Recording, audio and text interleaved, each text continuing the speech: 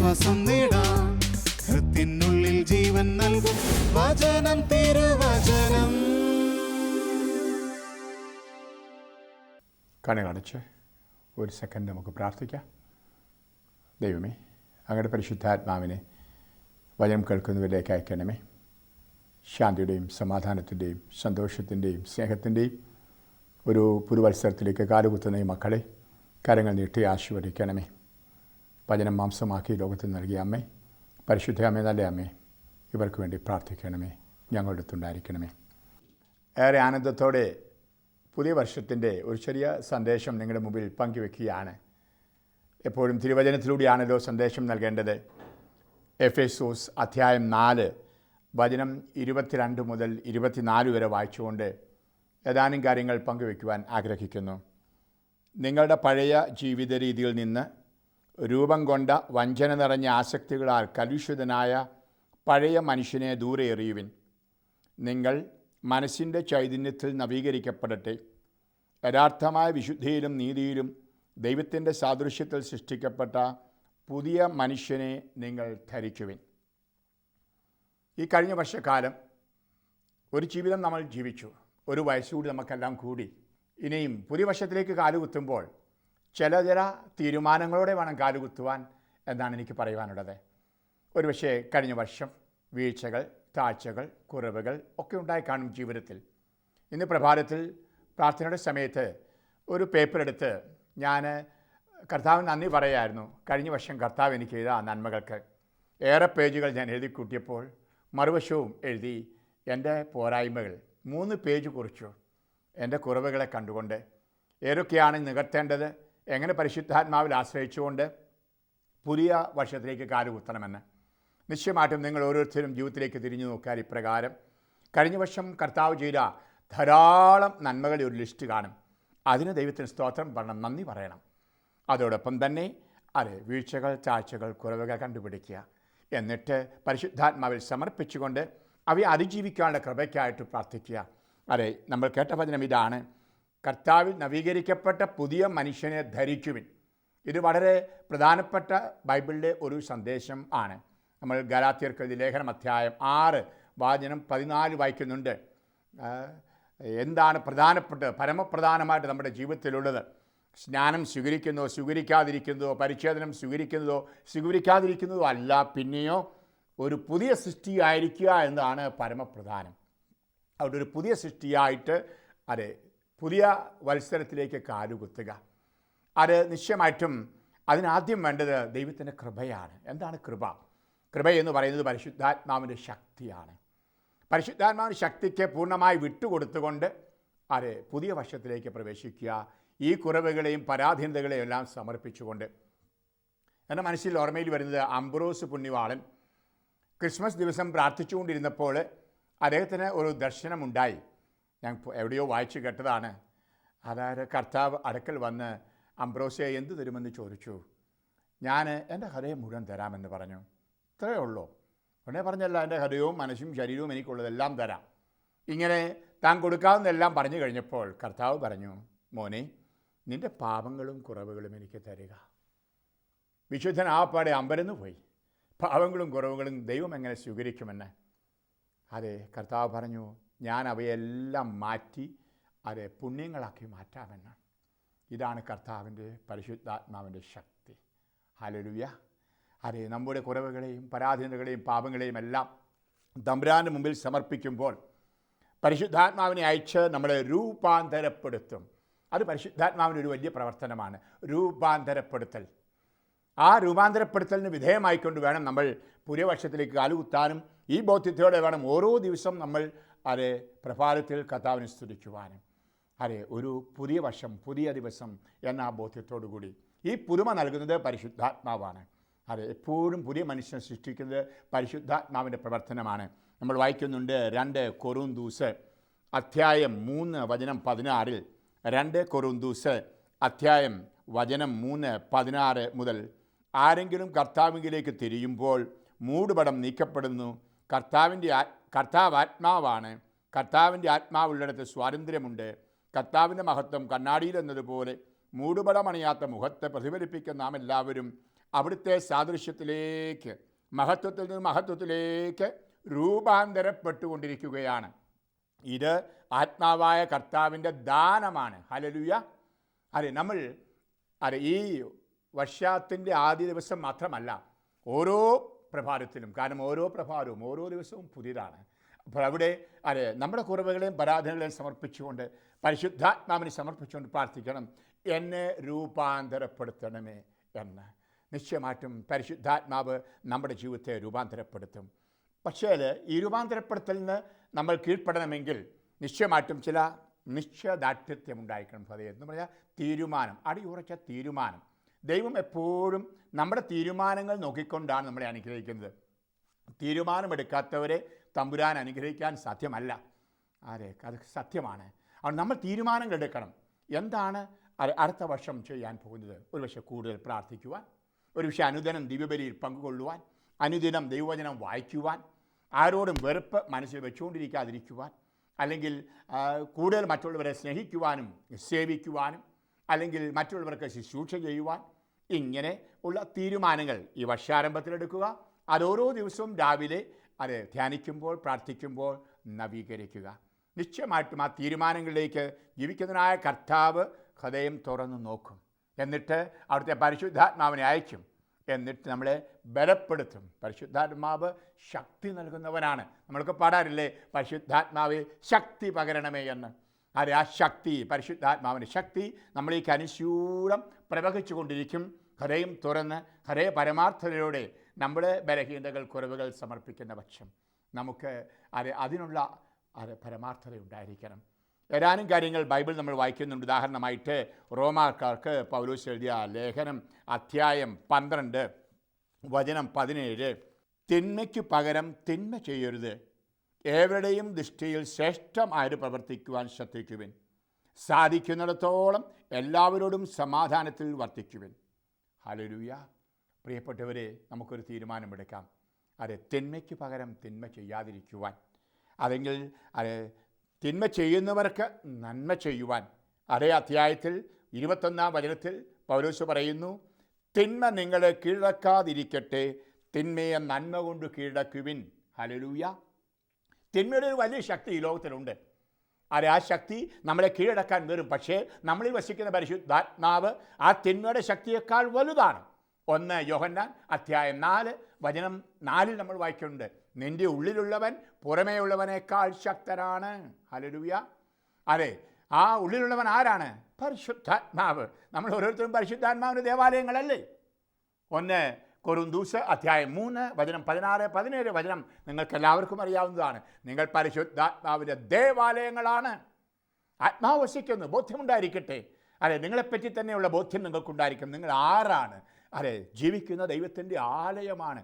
ത്രിത്വത്തെ വഹിക്കുന്ന ആലയങ്ങളാണ്. പരിശുദ്ധാത്മാവിലൂടെ പിതാവും പുത്രനും നിങ്ങളിൽ വസിക്കുന്നു. അപ്പോൾ നിങ്ങൾ ശക്തരാണ്. ലോകത്തെ ജയിക്കാം, ലോകത്തെ കീഴടക്കാം, തിന്മയെ കീഴടക്കണം. ഈ നിശ്ചയദാർഢ്യം ഉണ്ടായിരിക്കും. ഒരിക്കലും തിന്മയ്ക്ക് അടിമപ്പെടാതെ നന്മ മാത്രം ചെയ്തുകൊണ്ട് പോകുന്നവരായി തീരുവാനുള്ള കൃപയ്ക്കായിട്ട് ഇന്ന് നമുക്ക് പ്രാർത്ഥിക്കാം. എന്നും രാവിലെ പ്രഭാതത്തിൽ ആ പ്രാർത്ഥന വികരിക്കാം. പക്ഷേ ഉള്ളിനുള്ളിൽ ഈ ആഗ്രഹം ഉണ്ടായിരിക്കണം, എൻ്റെ കർത്താവേ അതിനുള്ള കൃപ തരണമെന്ന് പ്രാർത്ഥിക്കുമ്പോൾ നമ്മൾ തീരുമാനമെടുക്കാതെ കർത്താവിന് നമ്മളെ അനുഗ്രഹിക്കാൻ സാധ്യമല്ല. അതുകൊണ്ട് ആ തീരുമാനമെടുക്കുക, തിന്മ ചെയ്തുകൊണ്ട് പോകാതിരിക്കുവാൻ, നന്മ ചെയ്തുകൊണ്ട് മാത്രം പോകുവാൻ. അതല്ലേ യേശുവിനെ പറ്റിയും ബൈബിൾ നമ്മൾ വായിക്കുന്നത്, നന്മ ചെയ്ത് കടന്നുപോയി ചുറ്റി സഞ്ചരിച്ചുവെന്ന്. ഒരു ക്രൈസ്തവൻ, യേശുക്രിസ്തു വിശ്വസിക്കുന്നവൻ, യേശുവിനെ അനുഗമിക്കുന്നവൻ എപ്പോഴും നന്മ ചെയ്തുകൊണ്ട് കടന്നു പോകുന്നവൻ ആകണം. ആ നന്മ പരിശുദ്ധാത്മാവ് തരുന്ന ഉള്ളിലെ ശക്തിയാണ്. ഈ ശക്തി നമുക്ക് ഇന്ന് ഈ വർഷാരംഭത്തിൽ നമ്മുടെ ഹൃദയത്തിൽ നിറയ്ക്കാം. പരിശുദ്ധാത്മാവിനെ വിളിച്ചു പ്രാർത്ഥിച്ചുകൊണ്ട്, എന്നിട്ട് ഈ ആത്മാവിൻ്റെ ശക്തി മറ്റുള്ളവരിലേക്ക് ഒഴുക്കുന്ന നീർച്ചാലുകളായിട്ട് നമുക്ക് മാറാം. നമ്മൾ തിന്മ ചെയ്താൽ എന്ത് സംഭവിക്കും നമുക്കറിയാം. തിന്മ ചെയ്യുന്നവർക്കെല്ലാം നാശമുണ്ടാകും, ശാപമുണ്ടാകും. നമ്മൾ വായിക്കുന്നുണ്ടല്ലോ റോമാക്കാർക്ക് പൗലോസ് എഴുതിയ ലേഖനം അധ്യായം 2 വചനം 9, തിന്മ ചെയ്ത ഏതൊരുവനും ക്ലേശവും ദുരിതവും ഉണ്ടാവും. തിന്മ ചെയ്യുന്ന ഏതൊരുവനും ക്ലേശവും ദുഃഖവും ദുരിതവും ഉണ്ടാകും. അപ്പം നമുക്ക് തീരുമാനിക്കാം, ഈ അടുത്ത വർഷം നമുക്ക് തിന്മകൾ കൊയ്തെടുക്കണമോ അതോ നന്മകൾ കൊയ്തെടുക്കണമോ? നാം വിതയ്ക്കുന്നതാണേ നമ്മൾ കൊയ്യുന്നത്. അപ്പോൾ നമുക്ക് ധാരാളം നന്മ ഉണ്ടാകണം, ഇല്ലേ? ഐശ്വര്യം ഉണ്ടാകണം. ഐശ്വര്യമുള്ള ഒരു വർഷം നമുക്ക് വേണം എങ്കിൽ നമ്മൾ എന്താണ് ചെയ്യേണ്ടത്?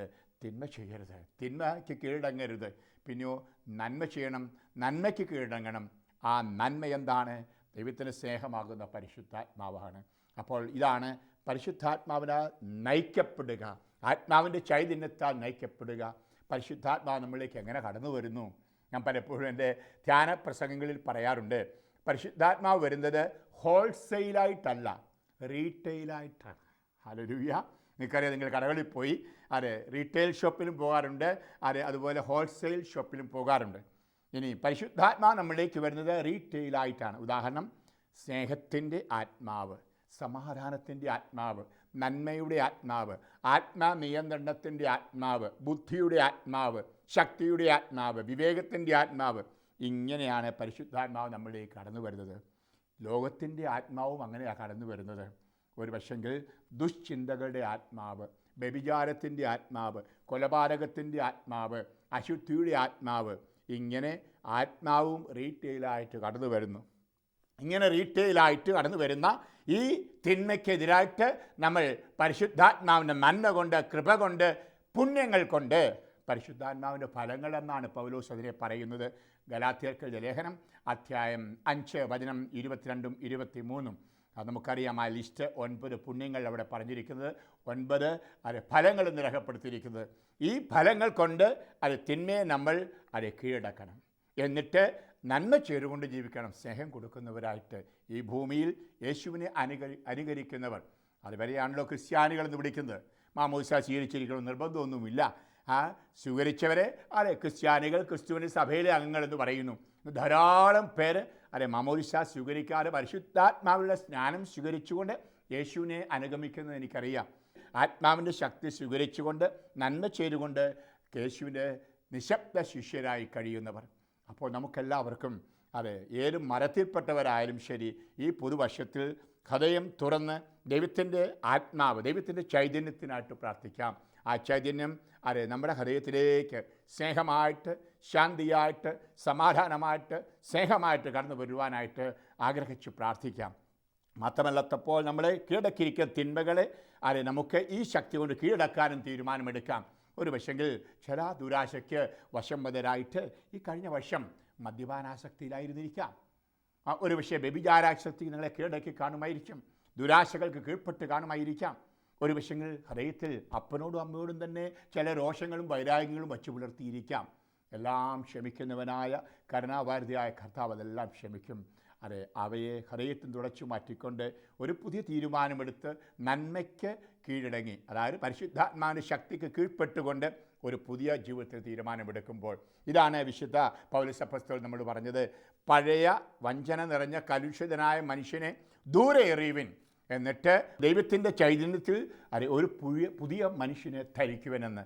നമ്മൾ ഓരോരുത്തരും ഒറിജിനലായിട്ട് പറഞ്ഞ ആരാ? ദൈവത്തിൻ്റെ ഛായയിലും സാദൃശ്യത്തിലും സൃഷ്ടിക്കപ്പെട്ടവർ. നമ്മൾ വായിക്കുന്നുണ്ട് സൃഷ്ടിയുടെ പുസ്തകം അധ്യായം 1 വചനം 27. അവിടുത്തെ സാദൃശ്യത്തിൽ നമ്മൾ സൃഷ്ടിക്കപ്പെട്ടവരാണ്. എന്താണ് അവിടുത്തെ സാദൃശ്യം? നമ്മൾ പറയും, ദൈവം സ്നേഹമാണ്, ദൈവം വിശുദ്ധിയാണ്, ദൈവം ഒന്നാണ്. ഇത് 3 ക്വാളിറ്റീസാണ് ദൈവത്തിൻ്റെ. ദൈവം സ്നേഹമാകുന്നു, ദൈവം ഒന്നാകുന്നു, ഏകനാകുന്നു, അതുപോലെ തന്നെ ദൈവം വിശുദ്ധൻ ആകുന്നു. ഈ 3 ക്വാളിറ്റീസും നമ്മൾ ദൈവത്തിൽ നിന്ന് നേടിയെടുത്തിട്ടുള്ളതാണ് നമ്മുടെ ജന്മത്തിൽ തന്നെ. എപ്പോൾ ദൈവത്തിൻ്റെ ആത്മാവ് നമ്മുടെ ജന്മത്തിൽ ഊതിയോ, അപ്പോൾ ഈ 3 ക്വാളിറ്റിയും 3 സ്വഭാവങ്ങളും നമുക്ക് മുദ്ര വച്ചു.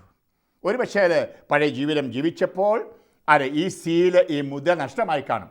എന്ന് പറഞ്ഞാൽ അശുദ്ധിക്ക് നമ്മൾ കീഴ്പ്പെട്ട് കാണും, ഒരു പക്ഷേ തിന്മയ്ക്ക് കീഴ്പ്പെട്ട് കാണും, ഒരു പക്ഷേ അനീതിക്കോ വഞ്ചനയ്ക്കോ അല്ലെങ്കിൽ സ്നേഹത്തിനെതിരായ പാപങ്ങൾക്കും നമ്മൾ കീഴ്പ്പെട്ട് കാണും. നമുക്കവയെ ദൂരീകരിച്ചുകൊണ്ട് ആ യഥാർത്ഥ ഒറിജിനൽ സ്വഭാവത്തിലേക്ക് കടന്നു വരാം. സ്നേഹം, ദൈവത്തിൻ്റെ സ്നേഹത്താൽ നിറയാം. അങ്ങനെ ദൈവത്തെ പോലെയാവുക എന്ന് നമ്മൾ പറയും. എന്ന് പറഞ്ഞാൽ ദൈവമാകുക എന്നല്ല എൻ്റെ അർത്ഥം. ആ ദൈവം നമുക്ക് തന്ന ഒറിജിനൽ ക്വാളിറ്റി, ആ സ്വഭാവം കാത്തു സൂക്ഷിക്കുക. ഇതിന് പരിശുദ്ധാത്മാവ് നമ്മളെ സഹായിക്കുന്നു എന്നാണ് പൗലോസ് അപ്പോസ്തലൻ പറഞ്ഞത്. അതുകൊണ്ടാണ് ആ ചൈതന്യത്തിൽ പുതിയ മനുഷ്യനെ ധരിക്കുവിൻ എന്ന് പറഞ്ഞത്.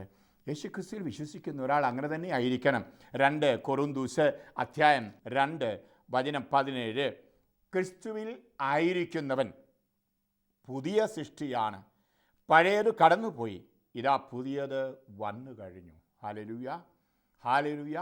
യേശുവിൽ ആയിരിക്കുന്നവൻ, ഒരുപക്ഷെ അവനെ ക്രിസ്ത്യാനി എന്ന് വിളിച്ചേക്കാം, വിശ്വാസി എന്ന് വിളിച്ചേക്കാം, ആരുമാകട്ടെ, ക്രിസ്തുവിൽ ആയിരിക്കുന്നവൻ. നമുക്കറിയാം ക്രിസ്തുവിൻ്റെ സഭയിൽ തന്നെയുള്ള പലരും ക്രിസ്തുവിൽ അല്ല, യേശുവിൽ അല്ല. അപ്പോൾ എല്ലാ ക്രിസ്ത്യാനികളൊന്നും ഞാൻ പറയില്ല, അതും വചനം പറയുന്നു അങ്ങനെ തന്നെയാണ്.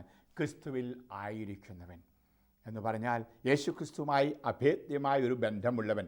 ഒരുപക്ഷെ ക്രിസ്ത്യാനി എന്ന് വിളിച്ചേക്കാം, അത് വിളിക്കപ്പെടാത്ത ക്രിസ്ത്യാനികൾ ഞാൻ പറഞ്ഞ പോലെ ഉണ്ടല്ലോ, അതെ, ധാരാളം പേരുണ്ട് ഈ ലോകത്തിൽ.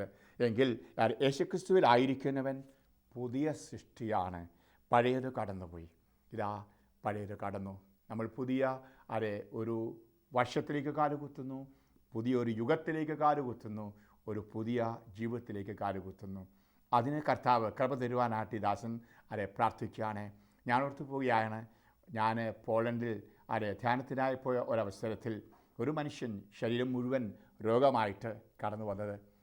അദ്ദേഹത്തിൻ്റെ ആ എല്ലും കോലും തിരിഞ്ഞ ആ ശരീരം കണ്ടപ്പോൾ ഞാനോർത്ത ആൾ പോക്കടിച്ചു എന്ന്. ശ്വാസം വളരെ വിഷമിച്ചാണ് വിടുന്നത്.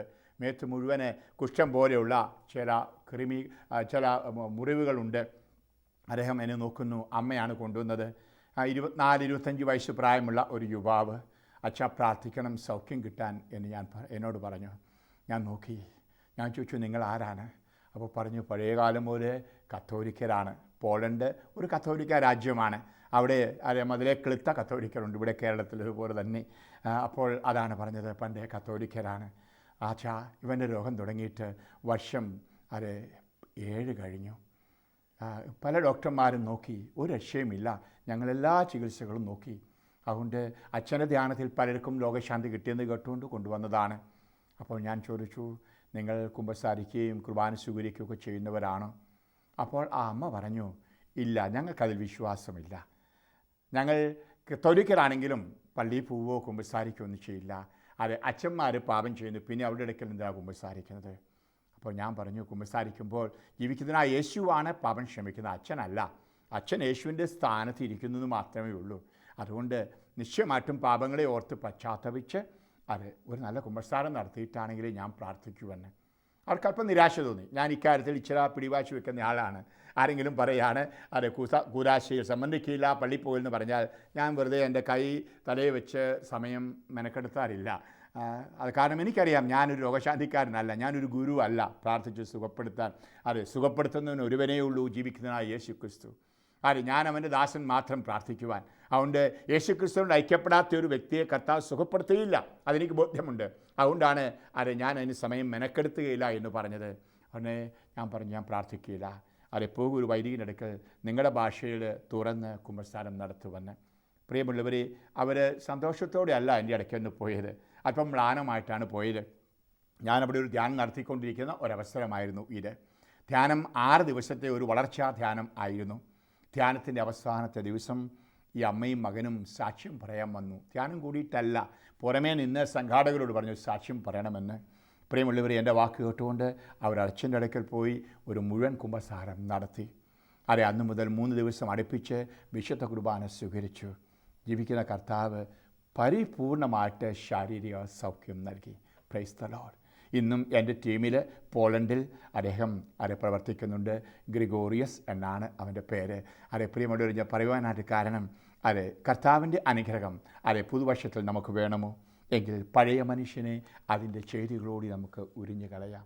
അപ്പോൾ കിട്ടുന്ന അനുഗ്രഹങ്ങളും അനുഭവങ്ങളും ആധ്യാത്മിക തലത്തിൽ മാത്രമല്ല, പിന്നെയോ ഭൗമിക തലത്തിലും നമ്മുടെ സാമൂഹ്യ തലത്തിലുമായിരിക്കും. നമുക്കൊത്തിരി കൃപയും അനുഗ്രഹവും വേണ്ടേ? അടുത്ത വർഷത്തിൽ നമ്മുടെ കുടുംബത്തിൽ സമാധാനം വേണ്ടേ? നമ്മൾ സമൂഹ ജീവിതത്തിൽ അനുഗ്രഹങ്ങൾ വേണ്ടോ?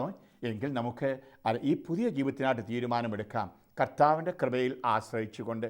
ആ പഴയ മനുഷ്യനെ ദൂരെ എറിഞ്ഞ് പുതിയ മനുഷ്യൻ്റെ ചൈതന്യത്തിൽ ജീവിക്കുവാൻ. അതാണ് പരമപ്രധാനമായിട്ടുള്ളത്.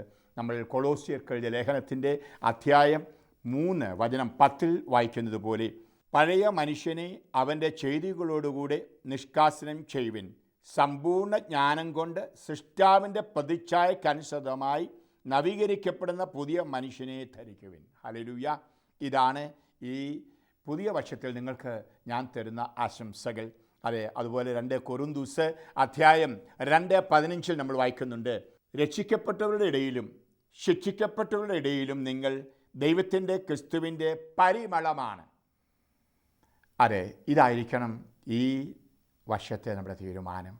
എല്ലാവർക്കും, നമ്മുടെ ചുറ്റുപാടുമുള്ള എല്ലാവർക്കും സുഗന്ധം, യേശുവിൻ്റെ സുഗന്ധം, യേശുവിൻ്റെ പരിമളം പകർത്തി കൊടുത്തുകൊണ്ട് ആ സ്നേഹം മറ്റുള്ളവർക്ക് നൽകിക്കൊണ്ട്, നമ്മുടെ ക്രിസ്തുവിലുള്ള വിശ്വാസത്തിലും സ്നേഹത്തിലും 2 വശമുണ്ടല്ലോ ഇല്ലേ?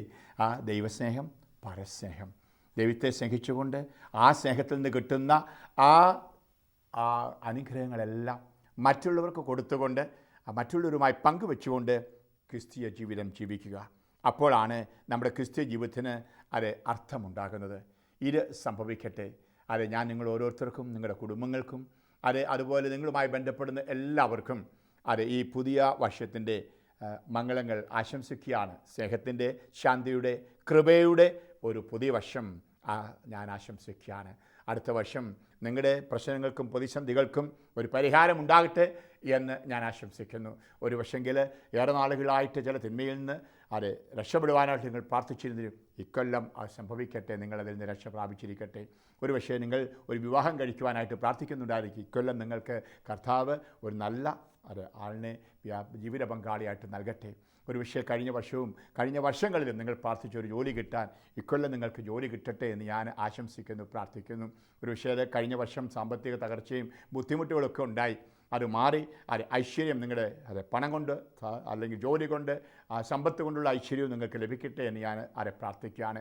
ഒരു പക്ഷേ കഴിഞ്ഞ വർഷം ഭാര്യ ഭർത്താക്കന്മാരായ നിങ്ങൾ അടിപിടിയിലും ശണ്ടയിലും കഴിഞ്ഞുകൂടി ഈ പുതിയ വർഷത്തിൽ ഏറെ സ്നേഹത്തിൽ ആയിരിക്കുന്ന ഒരു വർഷമായി തീരട്ടെ. ഒരു പക്ഷെങ്കിൽ നിങ്ങൾ കുട്ടികൾ മാതാപിതാക്കളെ അനുസരിക്കാതെയും സ്നേഹിക്കാതെയും കഴിഞ്ഞ വർഷം ധിക്കരിച്ചു ജീവിച്ചു. അതിൻ്റെ ഫലം നിങ്ങൾ കൊയ്യുകയും ചെയ്തു. ഒരു പക്ഷേ ജയിച്ചില്ല, തോറ്റുപോയി, ജോലി കിട്ടിയില്ല. നിശ്ചയമായിട്ടും മാതാപിതാക്കളെ അനുസരിക്കാതിരുന്നാൽ, ഗുരുഭൂതന്മാരെ അനുസരിക്കാതിരുന്നാൽ തക്ക ശിക്ഷ കിട്ടും മക്കളെ. അതുകൊണ്ട് ഈ വർഷം തീരുമാനമെടുക്കൂ, അത് അനുസരണയുടെ മക്കളായി ജീവിക്കുവാൻ. അപ്പോൾ നിങ്ങൾക്ക് വിജയമുണ്ടാകും, പരാജയമുണ്ടാകുകയില്ല. അതും ഞാൻ ആശംസിക്കുകയാണ്.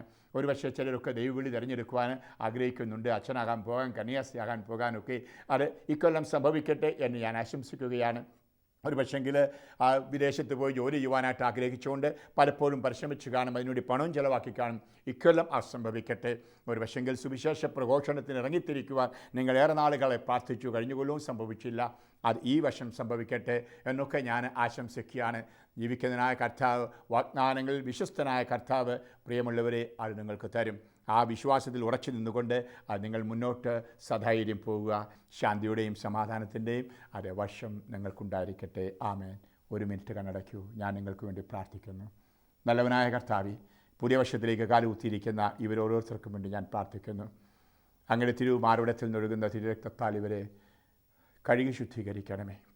ആ തിരുമാർവിടത്തിൽ നിന്നൊഴുകുന്ന ജീവജലത്താൽ ഇവരെ നിറയ്ക്കണമേ. സ്നേഹം, സമാധാനം, ശാന്തി തുടങ്ങിയ നന്മകൾ കൊണ്ട് ഇവരെ ഹൃദയങ്ങളെ നിറയ്ക്കണമേ.